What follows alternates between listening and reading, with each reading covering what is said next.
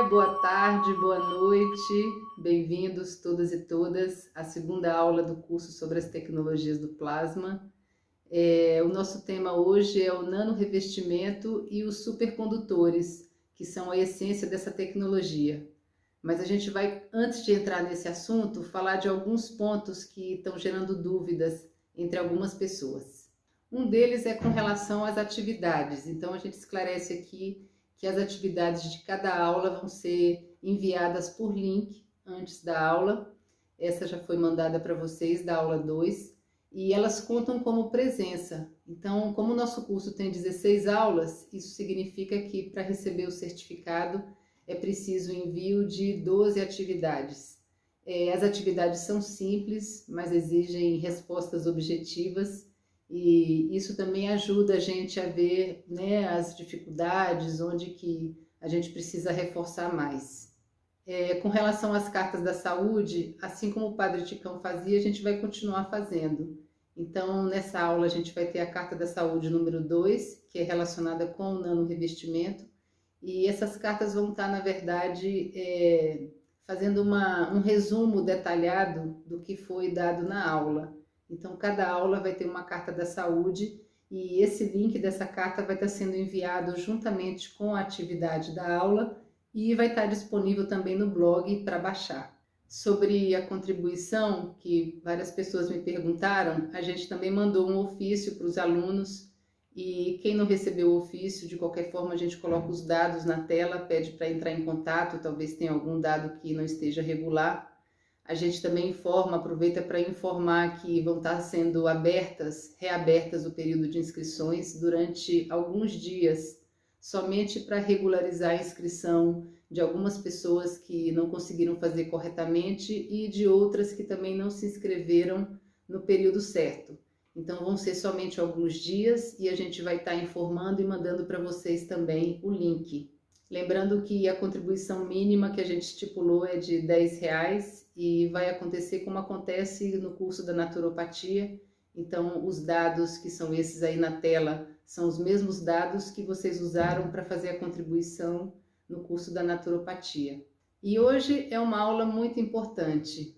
Eu diria talvez a mais importante. Por quê? Porque a gente vai falar do nanorevestimento, que é justamente a criação de supercondutores que vão dar a possibilidade da gente acessar a energia cósmica, a energia quântica ou plasma. O nanorevestimento é um tipo de tecnologia, para muitos é a própria tecnologia cache, e nanorevestimento é uma palavra desconhecida, a gente sabe, tem outras palavras que começam com esse prefixo nano, então a gente vai aclarar um pouco esses conceitos para a gente poder ter mais entendimento quando se deparar com assuntos que envolvam esse universo, né, microscópico, não, esse universo invisível que a gente está acessando quando fala de tecnologia do plasma, que é o quarto estado da matéria. E com isso a gente vai chegar no mais importante, que é a prática, né? Se o nome já é complicado, imagina quando a gente fala que tem que usar soda cáustica. Muita gente trava justamente aí, e a gente quer dizer aqui que muita calma, muita calma. O processo é muito simples, de verdade. A gente usa a soda cáustica, mas é em pequena quantidade e é com todos os cuidados, com todas as precauções possíveis. E é um procedimento que à primeira vista parece difícil, mas quando a gente faz a primeira vez, se dá conta que realmente é muito simples e não somente isso, mas abre para a gente um portal maravilhoso em nossa vida.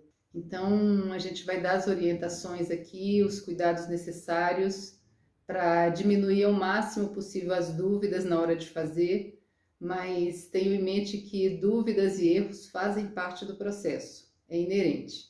Então eu diria que além de criatividade, simplicidade, outro requisito também fundamental é a calma. Calma para entender que a gente está num processo de aprendizagem, onde os erros também têm um papel muito importante. E esse é o método mais fácil para produzir os supercondutores em casa. A gente pode fazer também com fogo, é mais rápido, mas a recomendação para quem está iniciando é que seja feito com soda cáustica. Isso fica a critério de vocês, contanto que seja feito com responsabilidade e tomando todos os cuidados. E agora a gente vai começar a entrar no assunto para entender como se dá esse processo do nanorevestimento. Boa aula!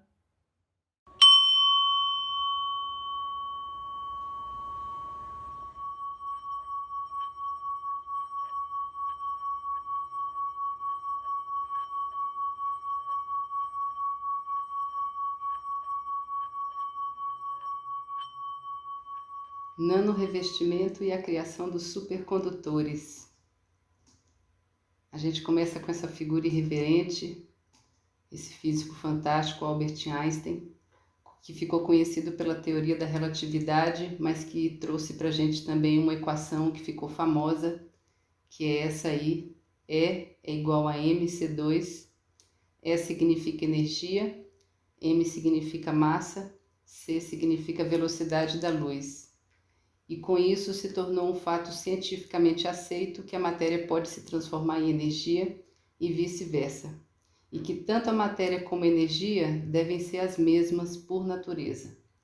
Então essa equação trouxe um significado muito profundo para a humanidade, que a partir da energia pura se pode criar massa ou matéria, e que o processo contrário se dá da mesma forma. Então nossos átomos podem ser convertidos em energia. Max Planck foi outro físico que deu uma contribuição fundamental para a física quântica, a partir do experimento da fenda dupla. Ele foi também contemporâneo, de Albert Einstein, os dois viveram na mesma época, e ele concluiu com esse experimento da fenda dupla que o elétron se comportava como matéria e onda ao mesmo tempo. Onda, a gente fala, é uma espécie de perturbação que se propaga no espaço, que a gente não pode ver, não pode tocar. A gente está falando de energia novamente. E uma coisa também importantíssima que o experimento da fenda dupla trouxe foi esse anúncio para o mundo de que o elétron era dotado de consciência. A gente vai ver um videozinho pequeno agora com uma animação sobre o experimento da fenda dupla. E desde essa época, os átomos então têm sido intensamente estudados e isso gerou um novo ramo na ciência chamado nanotecnologia. A gente vai dar uma paradinha agora para poder ver o experimento da fenda dupla e em seguida a gente vai falar sobre o que significa essa palavra nano e o que são os átomos, moléculas. A gente vai voltar um pouquinho nesses conceitos básicos da biologia que são importantes para a gente compreender como que se dá esse movimento na escala subatômica. Estamos aqui com o vovô de toda esquisitice quântica, o nada famoso experimento da fenda dupla. Para entender esse exemplo, nós precisamos ver como partículas ou bolinhas de matéria agem. Se por acaso lançarmos um pequeno objeto pela fenda, que pode ser uma bolinha de gude, podemos ver um modelo na parede de trás, pois as bolinhas passaram pela fenda e bateram lá. Agora, se colocarmos uma segunda fenda, nós esperamos ver uma segunda tira duplicada à direita. Agora, vamos ver as ondas. As ondas batiam na fenda e irradiavam, batendo na parede de trás, com maior intensidade diretamente na linha da tira. A linha iluminada, na parede de trás, mostra essa intensidade. É parecida com a linha que as bolinhas de gude fizeram, mas, quando adicionamos a segunda fenda, acontece uma coisa diferente. Se o topo de uma onda encontra a parte de baixo de outra onda, elas se anulam. Agora existe um modelo de interferência na parede de trás.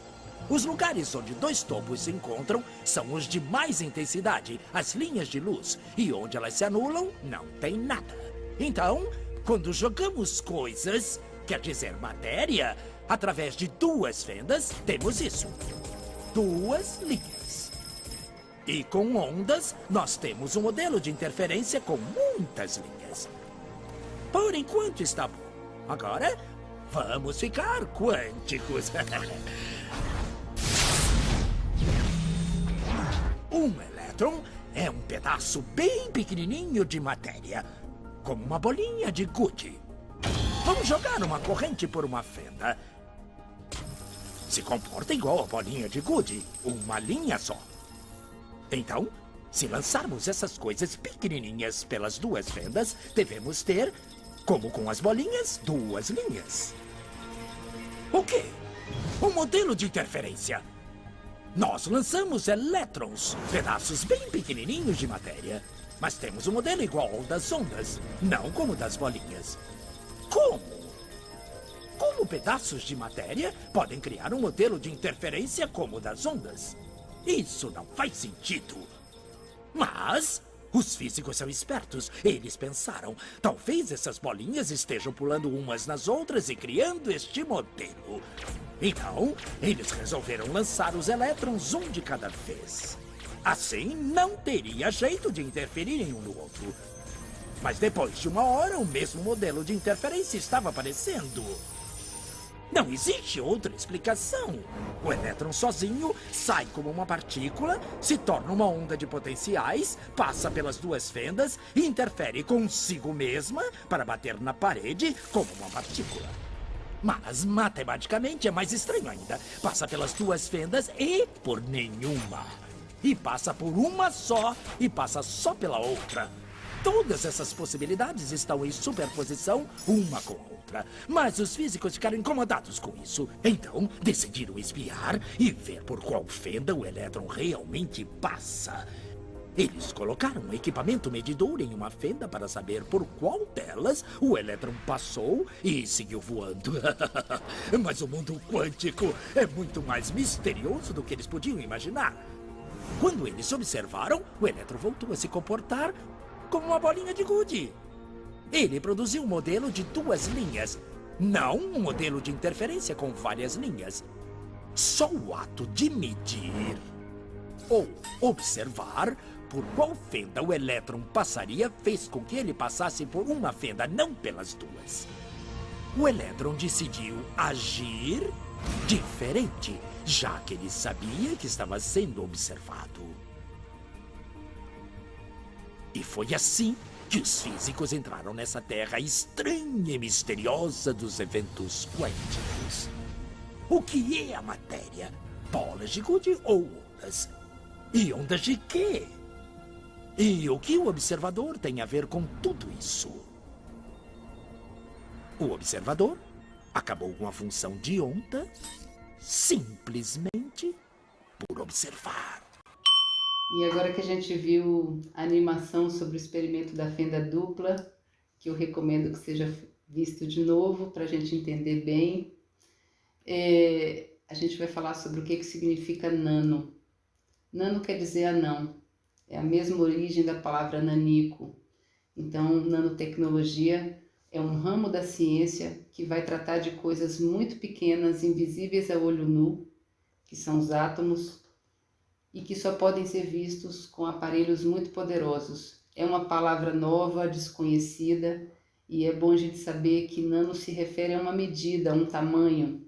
Quando a gente fala 1 nanômetro, a gente está falando de 1/bilionésima parte de 1 metro ou de 1/milionésima parte de 1 milímetro, que são duas medidas que a gente também não consegue imaginar e nem conseguiria ver.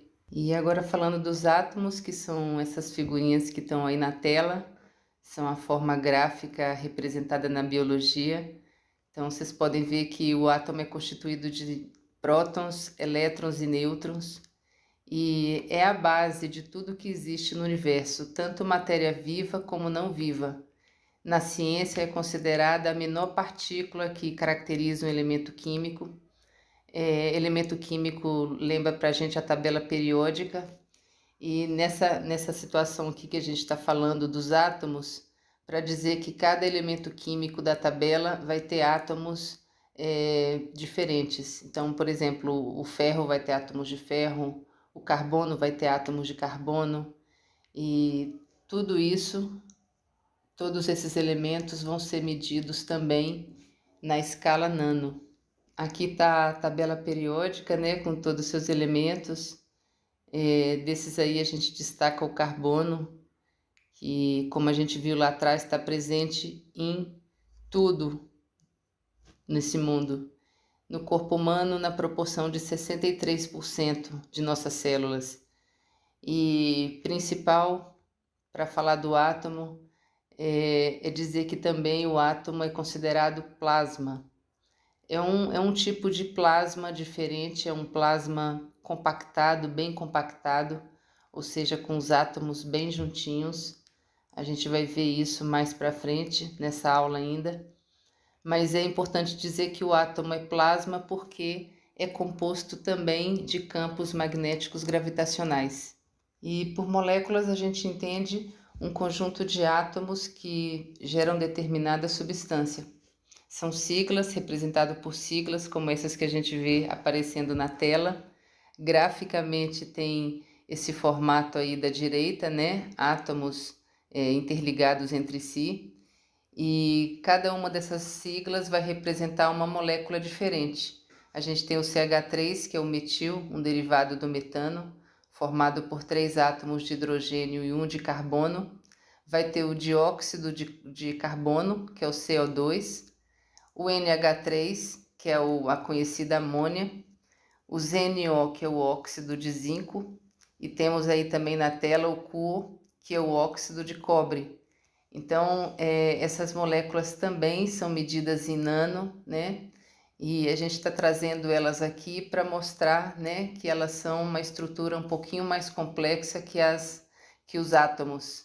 Apesar que nós estamos falando de estruturas extremamente simples, né, que são a base da estrutura do nosso corpo e de tudo que existe, as moléculas e os átomos. E agora a gente começa a falar da nanotecnologia, né? Nós vamos falar 3 coisinhas dessa ciência para a gente entrar no que interessa para a gente. A matéria-prima da nanotecnologia é justamente os elementos da tabela periódica, que são os blocos básicos de construção de tudo que existe no mundo, tanto o que tem vida quanto o que não tem vida.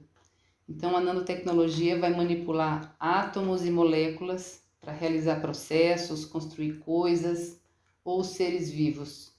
Então ela funciona como? Ela vai reorganizar a matéria na escala de átomos. E os átomos, como a gente viu, é a forma estrutural mais elementar de qualquer coisa, seja vivo ou não vivo. Então, nessa escala nano, qualquer diferença na combinação dos átomos vai gerar propriedades ou características completamente diferentes. Um exemplo disso é o carbono.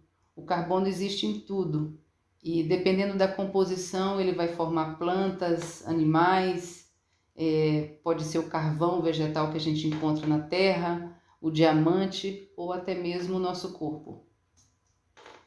E a nanotecnologia engloba muitas áreas de pesquisa e a gente pode dizer que na verdade é um conjunto, né, de tecnologias.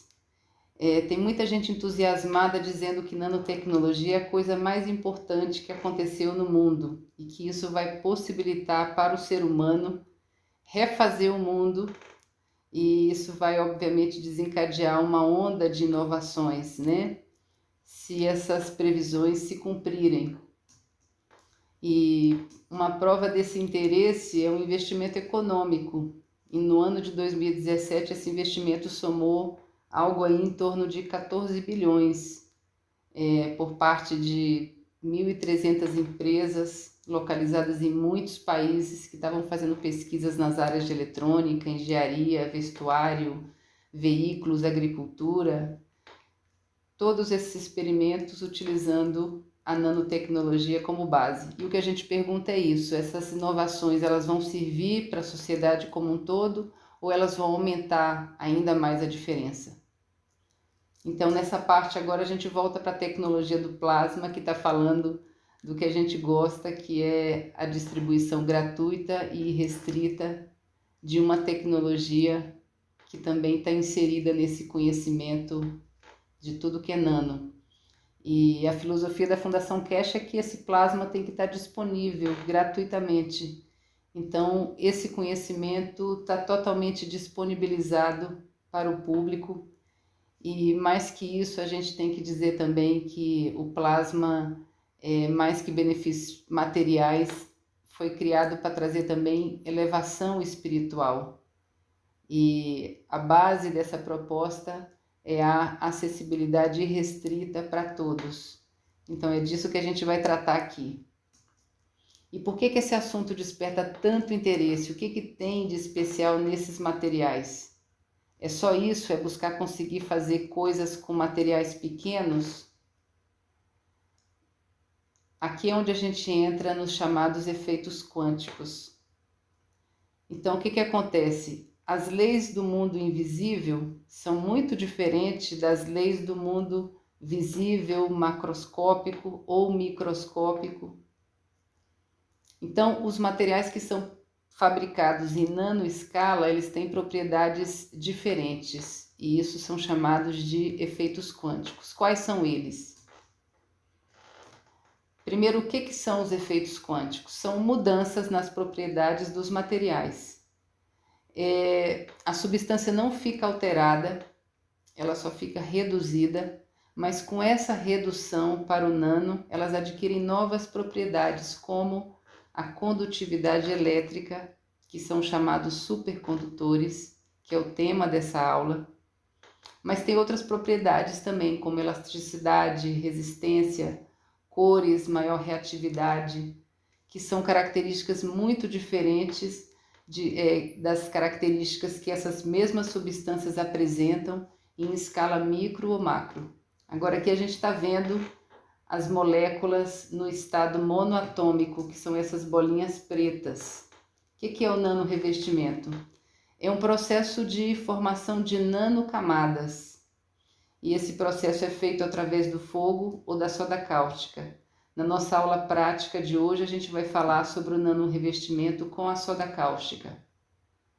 E as nanocamadas, elas estão ao redor desses pontinhos pretos na parte superior da figura e elas circulam entre esses pontinhos pretos. Por que isso acontece com o cobre, especialmente? O cobre é um material fundamental no nanorevestimento.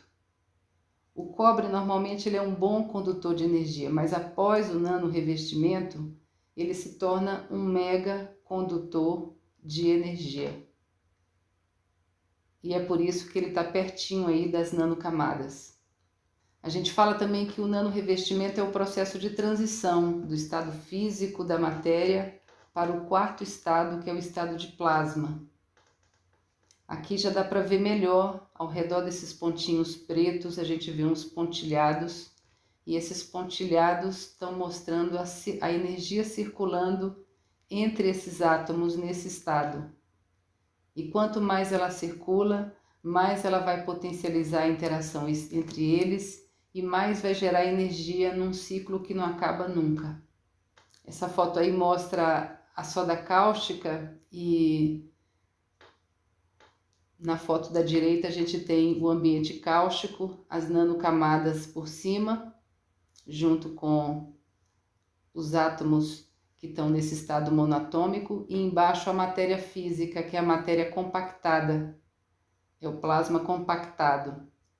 Então, a soda cáustica faz o quê? Faz acontecer o desprendimento de átomos, e quando eles desprendem, eles vão para esse quarto estado da matéria, e é nesse estado nano de energia pura, que o gás vai ser gerado depois dentro do reator a partir do cobre nanorevestido.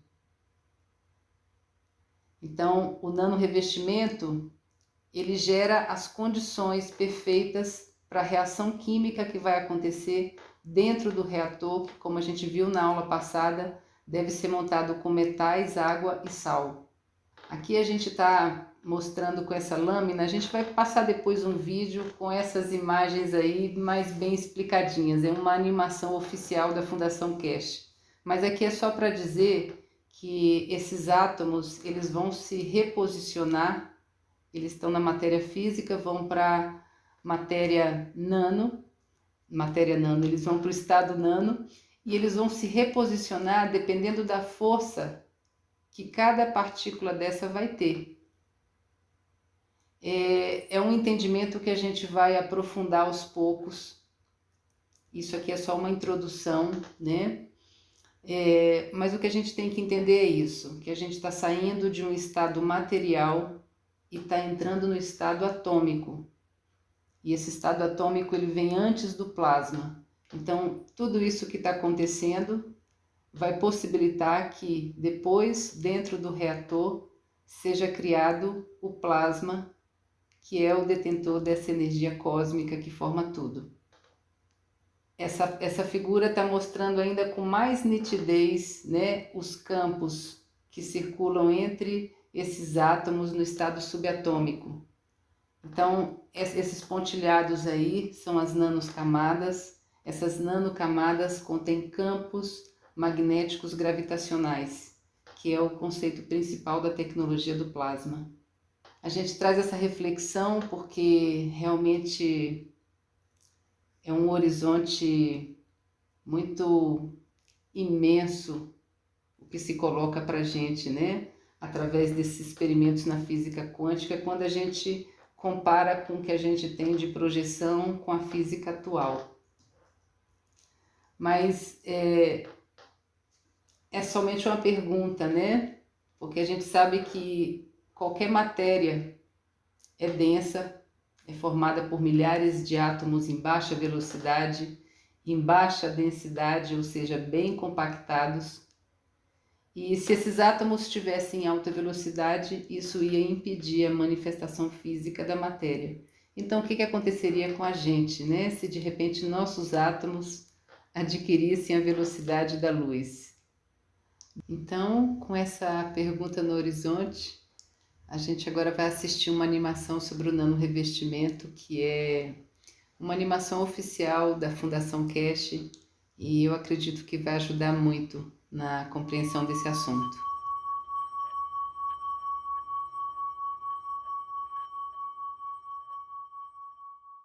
O estado físico da matéria, mudanças na temperatura e pressão do ambiente resultam em diferentes estados da matéria.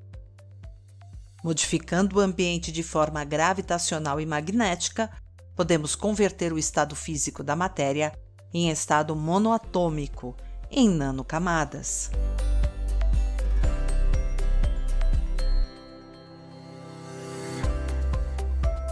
O processo cáustico de nanorrevestimento é alcançado adicionando calor, água e soda cáustica.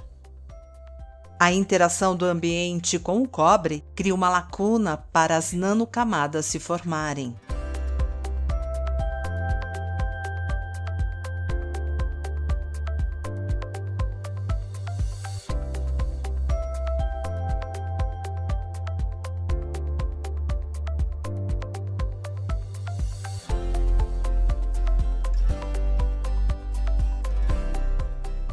Embora as nanocamadas se formem em lacunas, tanto em relação umas às outras, quanto à matéria física, eles não são livres e independentes da questão física.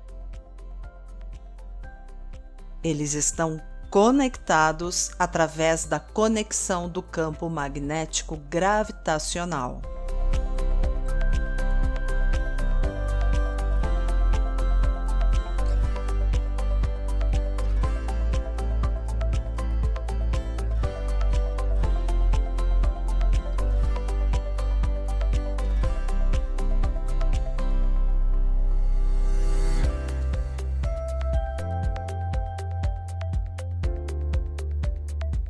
O estado físico da matéria é densamente embalado.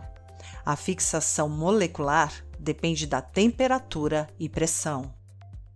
As nanocamadas monoatômicas se posicionam e são conectadas através de campos magnéticos gravitacionais. As nanocamadas compartilham a conexão entre si e para a estrutura da matéria física. As nanocamadas são substituídas pelo posicionamento da força do campo magnético gravitacional. Isso ocorre desde a estrutura de matéria física interna até a estrutura monoatômica externa. Átomos da matéria física se reposicionam dentro da camada nano, dependente da força de seu campo magnético gravitacional.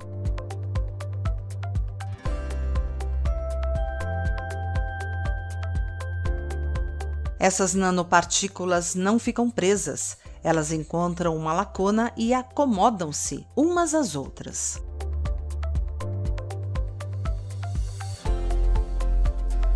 As lacunas dentro das nanocamadas não são uniformes.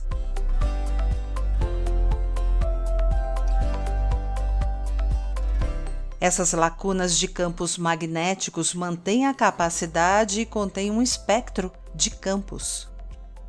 Esta lacuna de separação é a energia de campos magnéticos e gravitacionais. A parte da matéria da nanocamada libera continuamente campos para manter essa lacuna. Essa liberação de campos mantém sua posição e presença equilibrada em relação ao meio ambiente.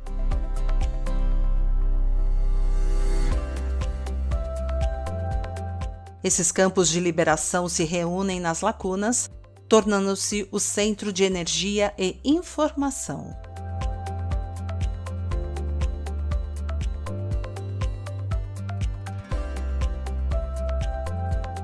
Essas lacunas são envelopes magnéticos que contêm o plasma dentro das nanocamadas. Essas nanocamadas variam em sua lacuna e, portanto, em sua força de campo.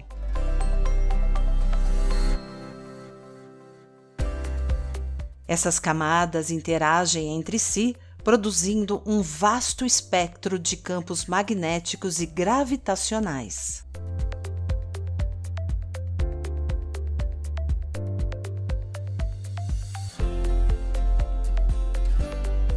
Eles absorvem todo o espectro dos campos magnéticos e é por isso que parecem escuros.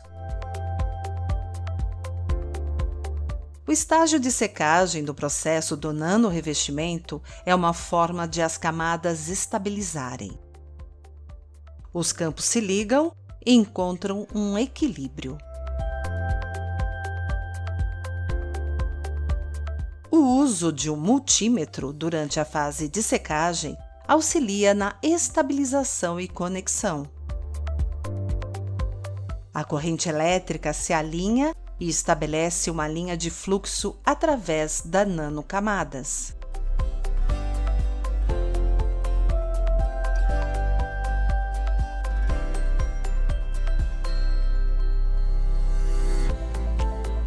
É importante entender que as nanocamadas não são bidimensionais. Elas operam em 3 dimensões.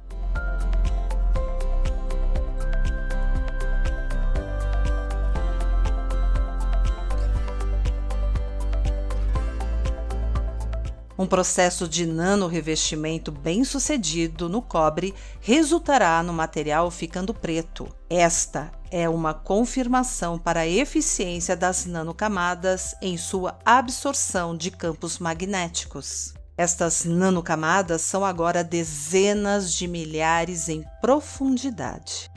Estas nanocamadas são tridimensionais, assim como os recipientes de campo magnético, as lacunas.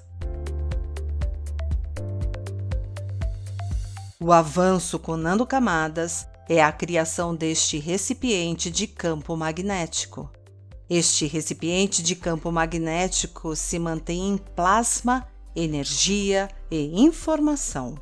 Os campos magnéticos plasmáticos agora podem ser capturados por estes recipientes de campo magnético.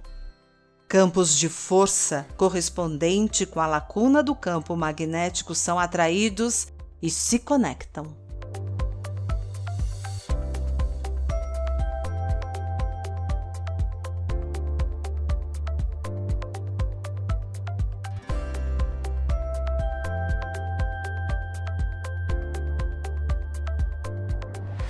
Agora que a gente viu como se dá o nanorevestimento a nível quântico, a gente vai passar para a parte mais interessante, que é a prática. O buscador de conhecimento Fabrício Santos vai orientar hoje nos primeiros procedimentos para a realização do nanorevestimento. Em seguida, Bernardo vai continuar a explanação sobre a realidade sutil. Hoje ele vai citar alguns versículos bíblicos que dão chaves de entendimento para a gente e vai falar também sobre as coincidências da vida. Será que são coincidências mesmo? E a gente finaliza com Bernardo. Na próxima aula a gente vai falar sobre os campos magnéticos gravitacionais. Eu espero que vocês tenham gostado desse conteúdo, que tenham se nutrido, que tenham uma excelente semana. Muita gratidão. Olá, meu nome é Fabrício Nunes. Eu sou estudioso e amante da tecnologia CASHES sobre o plasma. Antes eu atuava na área de nutrição. Percorri também um pouco a área de administração de empresas. E hoje é um prazer poder compartilhar com você um pouco das minhas iniciativas nesse campo dessa tecnologia. Continuando falando sobre o nanorevestimento usando a soda cáustica, de preferência 99%, para revestir fios ou placas de cobre cru, você precisará de alguns itens. Primeiro, um recipiente de plástico ou vidro com a tampa, pesos para você colocar e pesar a tampa colocando em cima, bobinas em espiral, fios ou placas, no qual você vai nanorevestir, em média 100 gramas de pó ou granulados de soda cáustica, 1 litro ou menos de água destilada, ou água que você tiver, evidentemente límpida.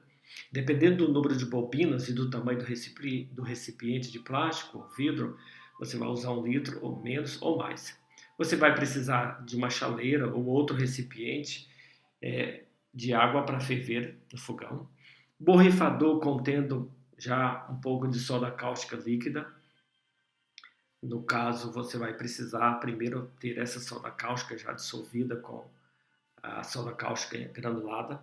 Vai precisar de luvas, máscara e óculos de proteção, isso impreterivelmente.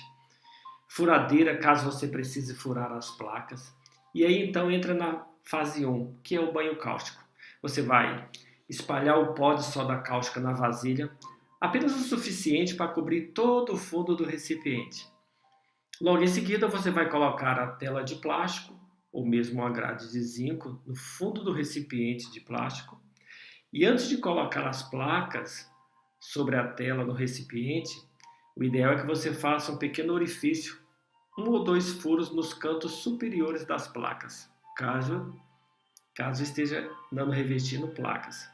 Você vai então colocar as bombinas ou mesmo pendurar, dependendo do recipiente, as placas. Você coloque diretamente no recipiente para que elas não toquem uma nas outras. Evite o atrito e encostar uma nas outras. Coloque a tampa ligeiramente aberta, deixe uma pequena abertura. Em seguida você vai ferver a água, despejar essa água quente no recipiente, onde está ali as placas, as bombinas, por uma leve abertura que você fará ao abrir a tampa. Isso para cobrir todas as bombinas e todas as placas. Feche rapidamente a abertura, colocando então a tampa corretamente no recipiente, bem fechada. Se necessário, é ideal colocar um peso na tampa para garantir que saia o mínimo de vapor possível. Deixe o recipiente, então, a vasilha nesse estado por umas 12 ou até 24 horas. Coloque em um local quente, de preferência acima de 25 graus, melhor em cerca de 30 graus no sol.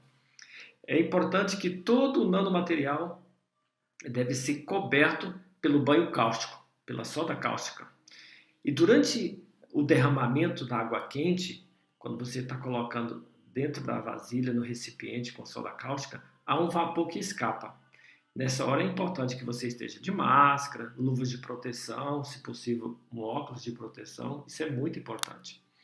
Na fase 2 do nanorevestimento, após as 24 horas, você vai remover então a maior parte da água que está dentro do recipiente, deixa cerca de 5 milímetros, mais ou menos um dedo de largura do líquido no fundo do recipiente de plástico. E aí então você deixa repousar no sol, no calor, no local bem aquecido por 2 a 4 dias, dependendo do seu tempo, mais tempo. E o ideal é que a cada 6 horas você abra esse recipiente, pegue o multímetro ajustado, toque o polo negativo em uma extremidade da placa e no polo negativo do multímetro em várias partes da placa para drenar a tensão da placa ou bombina. Se for bombina, você toca a bombina com o polo negativo de um multímetro no polo positivo da bombina, numa extremidade. E o polo positivo do multímetro, você toca no polo negativo da bobina na outra extremidade por alguns segundos, talvez contar até 10 ou mais, para você drenar a tensão da bobina e alinhar o nanorevestimento. Além do mais, fixa melhor. Quando esse processo estiver concluído, você pode então retirar as placas da vasilha, do recipiente de plástico de vidro que você estava ali no calor. Observe e evite tocar no nanorevestimento. Ele é muito fácil de danificar e perecer. Certifique que as bobinas ou placas não estão se tocando. Evite tocar uma das outras após o nanorevestimento. E reitero, use sempre máscara, de preferência óculos de proteção, luvas durante todo esse processo.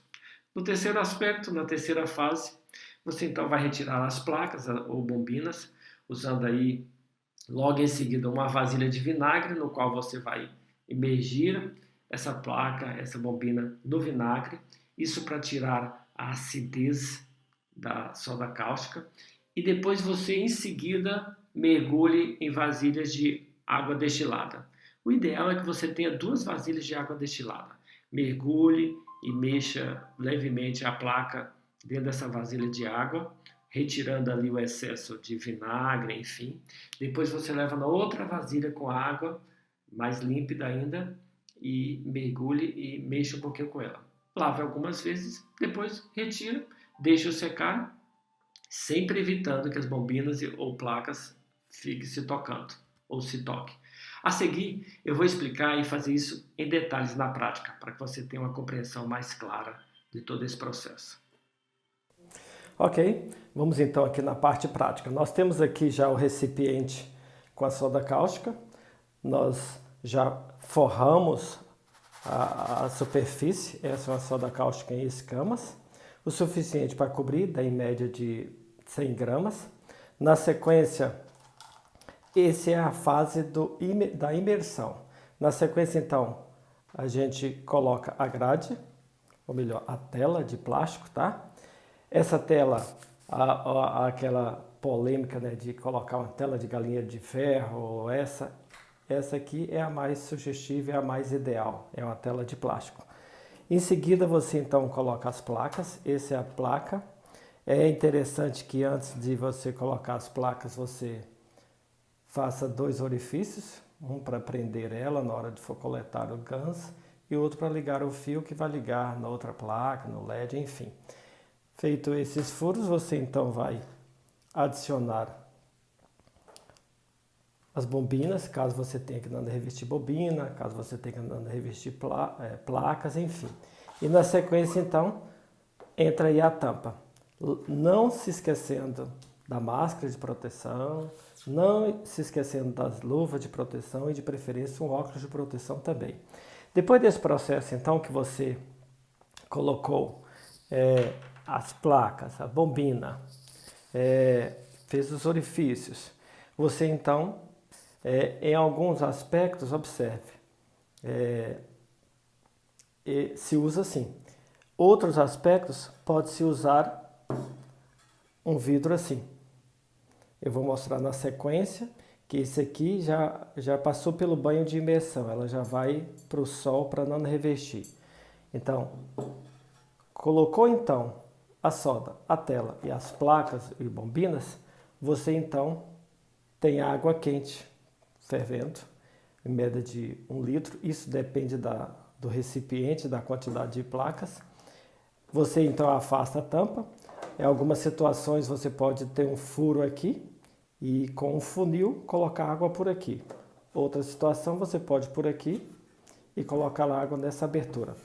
É importante que nessa hora que você coloca a água quente em contato com a soda cáustica, cria-se um vapor. E esse vapor é daí que vem a necessidade da máscara, da luva, principalmente nessa hora.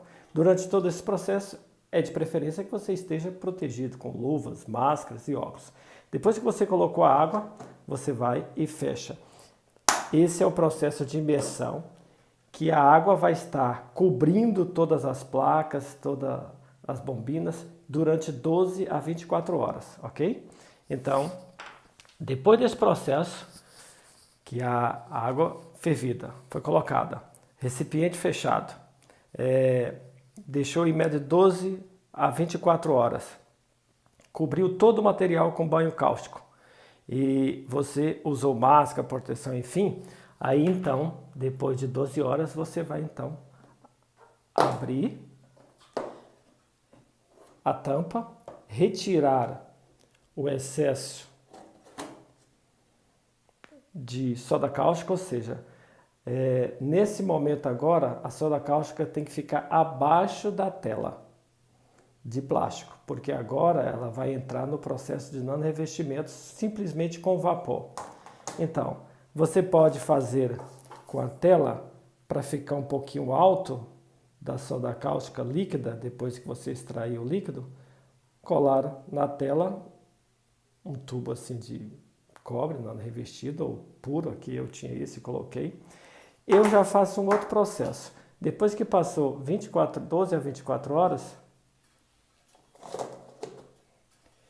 eu coloco então no vidro. Essas placas aqui, por exemplo, elas já passaram por uma imersão de 12 a 24 horas. Perceba que lá no fundo não tem a tela de calinheiro, mas as placas não encostam na soda cáustica, tá? E aí então, esse processo aqui, perceba as placas lá dentro, como eu coloco elas, ok? Deixa eu afastar aqui para que tenha uma visibilidade maior, afastando também a máscara, um pouquinho a luva. E depois então, com a soda cáustica dentro, já passado pelo processo de imersão, então eu venho e fecho esse vidro, torço ele e levo ao sol, ok? E ali então ele vai receber a mesma maneira esse recipiente aqui.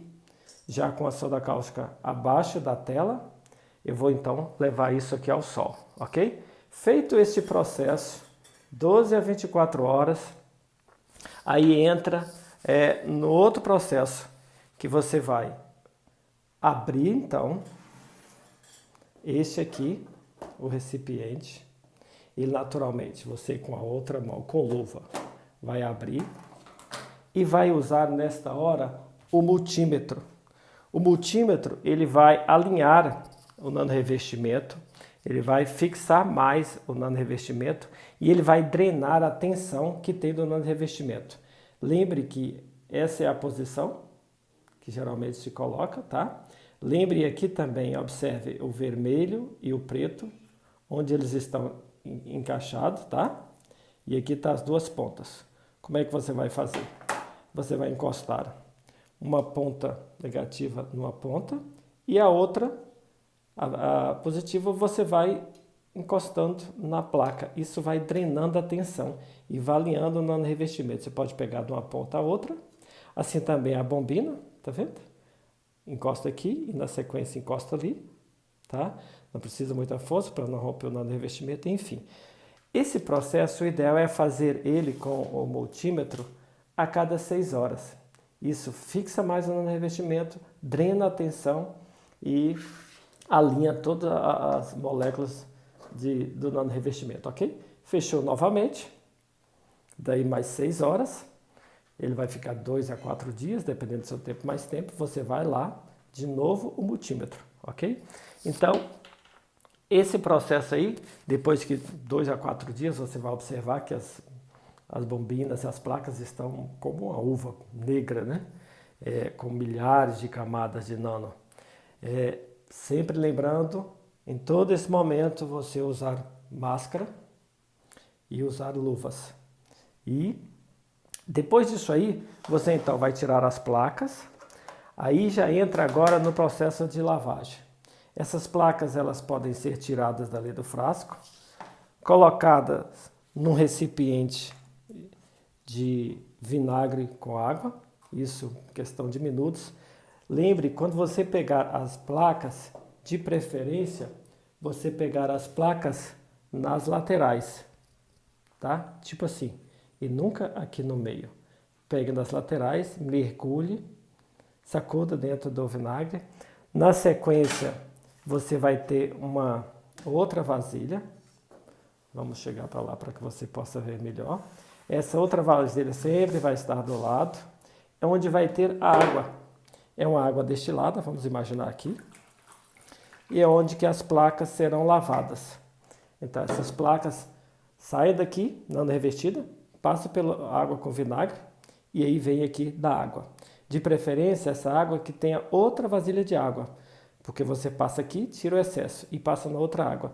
Sempre você mexendo com a placa dentro do vinagre e depois na sequência dentro da água. Feito isso, você então vai colocar essas placas em pezinha, elas vão escorrer e vão secar. Após isso aí, evite colocá-las em contato com outra, porque sempre esse atrito faz com que perca partes do nano revestimento. Então, esse é o processo então do nano revestimento de placas, de bobinas, enfim. Esses são os materiais, ok? Na dúvida a gente vai orientando, esclarecendo os detalhes. Eu algumas vezes, quando eu coleto a soda cáustica em excesso que está aqui para ficar abaixo das placas, eu uso a seringa. Outras vezes eu viro o recipiente escorrendo essa soda cáustica. Eu sempre a utilizo para outros nano-revestimentos, por isso que ela algumas vezes fica numa cor assim azulada, tá vendo como está essa aqui? E aí então você tem as placas com nano-revestimento, ok? No mais, um forte abraço aí e sucesso! Existem uns versículos muito interessantes que dão para a gente algumas pistas sobre esse entendimento que eu vou ler para vocês agora. No princípio era o Verbo, e o Verbo era Deus. Todas as coisas foram feitas por Ele. Verbo, pessoal, a gente pode substituir por... Verbo é uma palavra com ação, né? A gente pode substituir, então, o verbo pela palavra campo, no sentido de vibração, no sentido de energia. E aí fica interessante, porque o versículo ficaria: no princípio era o campo, e o campo era Deus. Todas as coisas foram feitas pelo campo. Isso está em João 1:1. Tem outro muito interessante que completa, a Bíblia tem muito disso, né? Ela dá uma pista aqui, depois dá outra pista ali, e a gente, com a clareza do Espírito Santo, né? A partir da fé, a partir da oração, do estudo, a gente consegue receber essa sabedoria que está ali bem espalhada. O outro versículo que ilustra de forma interessante essa questão está em 1 João 1:1. É um pouco parecido, né? O que era desde o princípio, o que ouvimos, o que vimos com os nossos olhos, o que contemplamos e as nossas mãos apalparam a respeito do Verbo da vida. Poderia ficar assim: e as nossas mãos apalparam a respeito do campo da vida. Então, João está falando aqui que existe, né, o que ele aprendeu com Jesus, né? Jesus, de alguma forma, mostrou para ele algo que pode ser tocado, algo a respeito do Verbo da vida que ele pode ver, que ele pode contemplar e que pode ser tocado. Eu acho esse versículo extremamente interessante porque ele dá muita pista para a gente a respeito dessa natureza sutil, a respeito dessa realidade sutil. Quem trabalha com Reiki, tem uma técnica no Reiki que é muito interessante, que é a técnica do Biose, que é você passar a mão pelo corpo da pessoa para tentar identificar ali um campo, né, uma energia, um magnetismo, e aí você consegue, com muito treino, aprender quando tem alguma coisa ruim, né, você consegue sentir o tato dessa energia. E é algo muito simples de fazer, pessoal. Eu até recomendo que vocês treinem aí com... É claro que não dá para fazer isso com todas as pessoas, né? Mas com seus familiares vocês vão conseguir fazer isso de forma mais fácil. Tentar aproximar a mão perto dos centros de energia do corpo humano para vocês poderem ter um pouquinho de experiência com esse nível de realidade. Tudo que existe, tudo que a gente fecha a nossa atenção, deixa de existir. Tudo que a gente chama de coincidência, deixa de existir. Quando a gente vê relação entre as coisas, quando a gente força a nossa cognição para perceber as coisas, automaticamente as coisas se abrem para a gente, né? O conhecimento ele se abre para a gente e a gente começa a receber cada dia um pouquinho mais. Então, na medida do possível, façam esses testes. Quando a pessoa ela tem muita fé, a gente consegue sentir um magnetismo muito forte aqui na parte de cima da cabeça, que seria a conexão da gente com a espiritualidade, né? com o Espírito Santo, da forma como você quiser chamar. Quando a pessoa está apaixonada, o coração dela chega a pinicar na mão da gente. Isso é muito interessante. Isso traz para a gente outros aspectos, né, da realidade que passa assim, diante dos nossos olhos e a gente costuma não perceber. Esse campo, né, esse nível de realidade, ele tem diversos nomes, né? Várias culturas deram nome. Dentro da ciência a gente também tem os nomes. Na ciência a gente fala campos coronários, emanação N, densidade do tempo, bioplasma, bioenergia, né, que é energia biológica.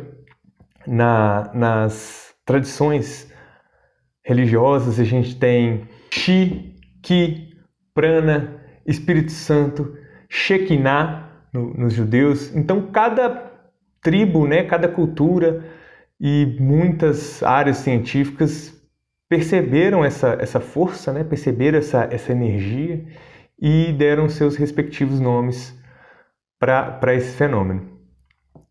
Dentro da ciência, hoje, a gente chama de toros, né, que é essa geometria, que é esse formato de todos os níveis, de todas as escalas. O que chamamos de espaço é a única coisa que existe no universo. Pode ser espaço-tempo, pode ser campo unificado, pode ser espuma de Planck, pode ser vácuo quântico, né, é outro nome bem conhecido ultimamente a respeito desse nível, né, de realidade, absoluto, campo da fonte, são vários nomes. O que a gente tem de concreto a respeito disso, pessoal, é um negócio que a gente chama de densidade do vácuo. Eu não vou entrar muito em detalhes técnicos, não, mas só para a gente saber, porque a gente tem a noção de que o vácuo é vazio. Esse conceito ele foi estabelecido, parece que em 1700 e pouco, né, com as experiências da bomba a vácuo, e definiu que o vácuo, antigamente a gente tinha um conceito de éter, né, que seria o quinto elemento, que dava substância para os outros quatro, como se fosse um palco para que a matéria pudesse existir. E esse conceito ele foi substituído pelo conceito do vácuo vazio, vácuo zero. Inclusive, deriva daí o conceito de energia do ponto zero. Não é que é um ponto zero, né, mas é que a gente atribui o zero ao vácuo, por falta de compreensão. Na década de 40, um engenheiro da Philips chamado Henry Casimir, matematicamente descobriu que o vácuo tinha energia, tinha densidade, né, propriamente. E isso era tão avançado que só pôde ser testado em laboratório em 1997. E aí, pessoal, foi assim, batata. Em 1997 ficou comprovado em laboratório, através de experimento, a matemática do Casimir, lá da década de 40. E essa matemática postula que no que a gente chama de vazio, existem, a ciência chama de partículas virtuais, mas é, na verdade, energia. Foi provado, né, em laboratório que a matemática do Casimir estava certa. O vácuo não é vazio, o vácuo é cheio. O vácuo não só é cheio, pessoal, mas também tem densidade infinita. Isso é muito interessante. Ele é tão cheio, mas ele é tão cheio que ele tem densidade infinita. É por isso, inclusive, que algumas pessoas atribuem essa realidade o nome de densidade. Isso é muito estranho, porque a impressão que se tem é que é vazio, mas é justamente o contrário. E de que é cheio esse vácuo? Já que ele é cheio, né, o que ele tem? Ele é cheio de energia. A gente chama de partículas virtuais. Elas se anulam, né, então a gente não consegue perceber de forma muito clara a existência delas. O fato é que a gente está imerso dentro de um mar de energia eletromagnética. Então, por que a gente paga a conta de luz? É muito interessante isso, né? Se tudo é energia, por que a gente tem que pagar a conta de luz? Isso está acabando, graças a Deus. Mas do ponto de vista da compreensão, isso é muito interessante, porque como que as informações vão passar através do vácuo, né? Como que as coisas, os fenômenos sutis, como que os fenômenos sobrenaturais vão existir se está cada um no seu lugar, se está todo mundo separado. Então, o que nos conecta é essa força, essa energia, esse campo, né? Esse mar de energia que sustenta tudo e que conecta tudo.